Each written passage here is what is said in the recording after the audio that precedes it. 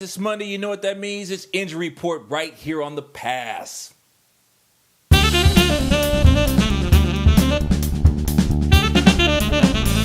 What up, folks, and welcome to another edition of The Pass. I'm your man, OG Constant. Joining with me, as always, my man Turtle.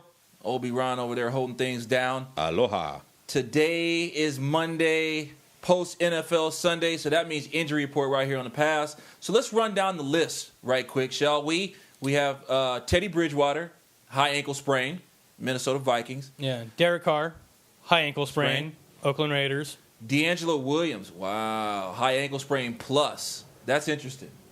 I'm starting to notice a trend here. Yeah. Mo Claiborne, knee ACL. And then Vernon Davis had back spasms. Right. So I mentioned there's a trend going on, a lot of high ankle sprains going on. And again, these are the more significant injuries that are going on. These aren't every injury that happened. Interesting, as I said, there's a trend going on. So there's 153 players on the IR. Right. 40 of those are knee injuries, which is where Morris Claiborne falls under. 51 of those are foot and ankle.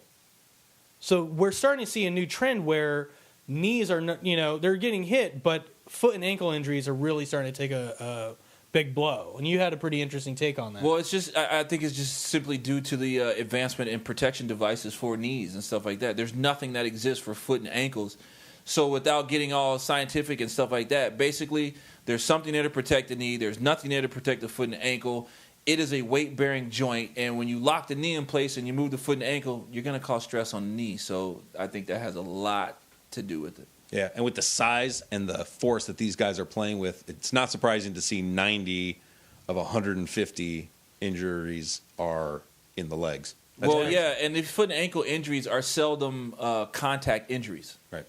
They're, misstepped RG3 type of situations or whatever.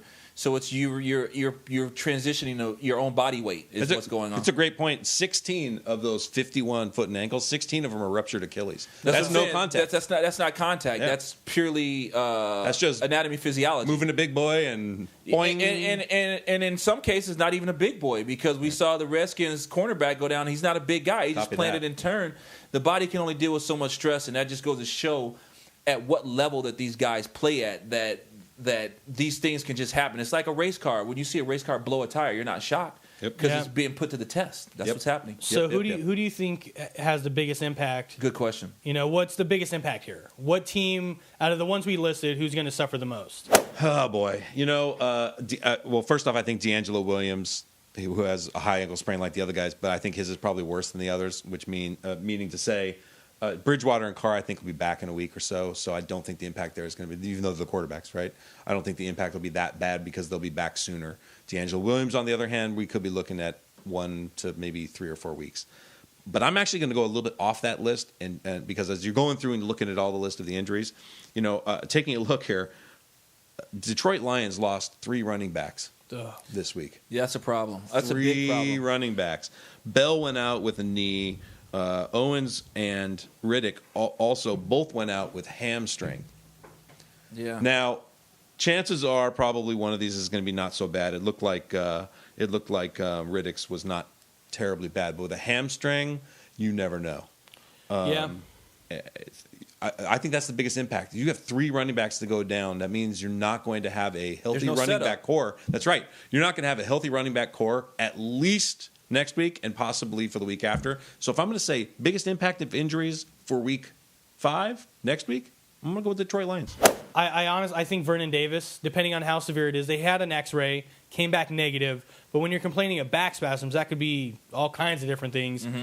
And he did get rocked in the back, and he also already has knee injuries, and ankle injuries. So he's prone to either. I think with him out of there, I think they're going to suffer a little bit more than they already are. So I think Vernon Davis is the big it has the biggest impact, his injury. Okay, well, prior to this exchange, I was going to say Bridgewater. And I still lean on the same fact that I leaned on last week. The Vikings are searching for a guy to put in front of people.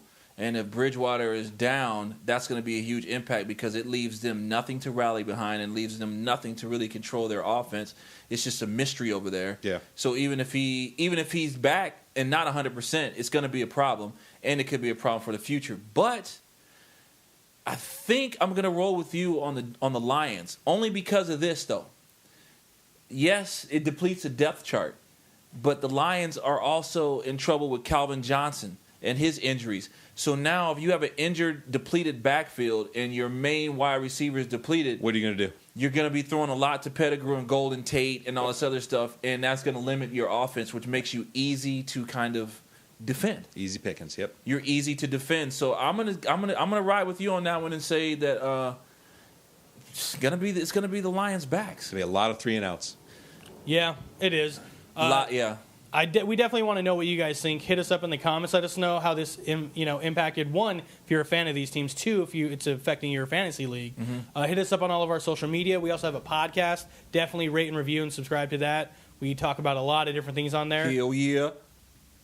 Man, you scared me real quick. Sorry about that. Got all street on me. Hell yeah. I don't know what to do now. I just Wrap it up. Why you could? All right, just pass. Hell yeah.